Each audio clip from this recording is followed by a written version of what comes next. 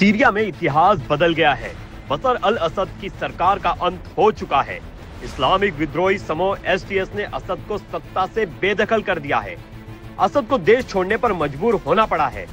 Syria की जमीन पर अब एक नया अध्याय लिखा जा रहा है। लेकिन सवाल यह है कि इससे किसका फायदा और किसे नुकसान हुआ है। असद का जाना अमेरिका, इजराइल और तुर्की के लिए राहत की खबर है। सालों से ये तीनों देश असद को हटाना चाहते थे।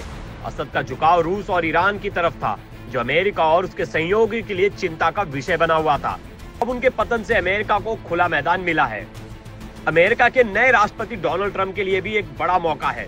बाजार में विशेषज्ञों का कहना है कि ट्रंप जब 2025 में पदभार संभालेंगे तो उनके सामने एक कमजोर विरोधी खड़ा होगा। इसका सीधा असर अमेरिका की पोजीशन पर पड़ेगा। तुर्की की भी रणनीतिक जीत हुई है। तुर्की ने विद्रोहियों का समर्थन किया था और अब असद के पतन के बाद राष्ट्रपति एर्दोगन को सीरिया में अपनी पकड़ और मजबूत करने का मौका मिलेगा।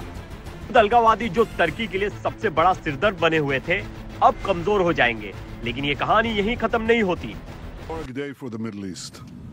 The collapse of the Assad regime, the tyranny in Damascus offers great opportunity, but also is fraught with significant dangers. This collapse is a direct result of our forceful action against Hezbollah in Iran, Assad's main supporters. It set off a chain reaction of all those who want to free themselves from this tyranny and its suppression.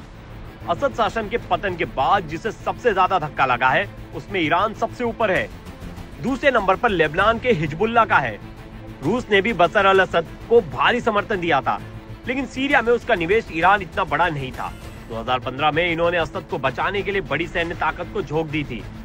अब असद से जाने से इनकी रणनीतिक प्रभाव कम हो जाएगा। Iran के लिए ये और भी बड़ा नुकसान है, क्योंकि अब वो हिजबुल्लाह जैसे प्रॉक्सी समूह को हथियार नहीं भेज पाएगा।